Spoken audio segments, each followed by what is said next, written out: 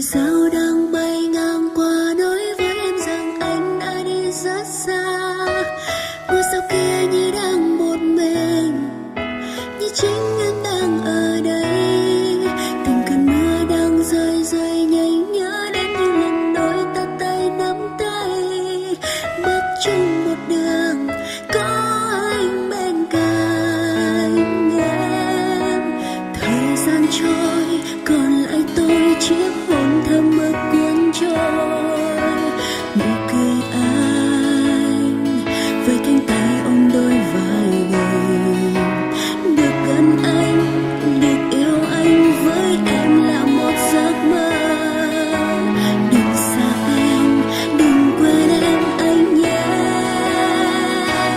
Lại gần đây giây phút ấm áp, hãy để em được ôm trong một nào. Em sẽ đi rất xa. Vài giọt nước mắt sẽ ướt đẫm quên những lời yêu em yêu trọn đời. Anh không nghe chàng lời em nói bên cạnh I love you.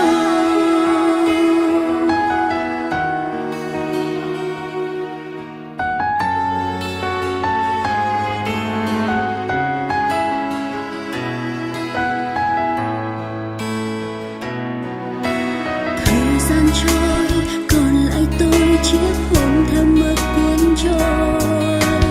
Nụ cười anh với cánh tay ôm đôi vai gầy. Được gần anh, được yêu anh với em là một giấc mơ. Đừng xa em, đừng quên em anh nhé. Lại gần đây giây phút ấm áp, hãy để em được ôm trong một nào. Em sẽ đi rất xa. Vài giọt nước mắt sẽ ướt đẫm quên những lời yêu em yêu trọn đời. Anh không nghe chàng lời em nói bên cạnh.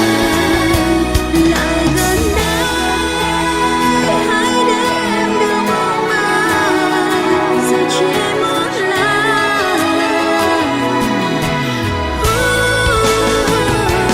Vài giọt nước mắt sẽ ướt đẫm quên những lời yêu em yêu trọn đời. Anh không nghe chàng lời em nói I love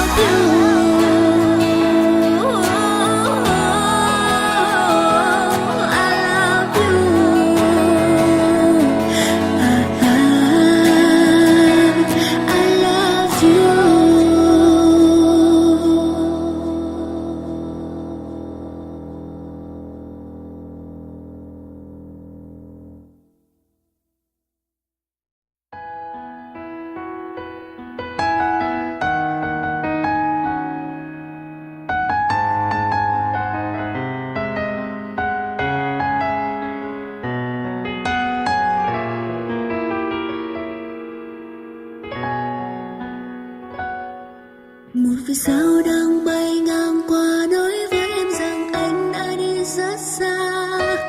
Ngôi sao kia như đang một mình, như chính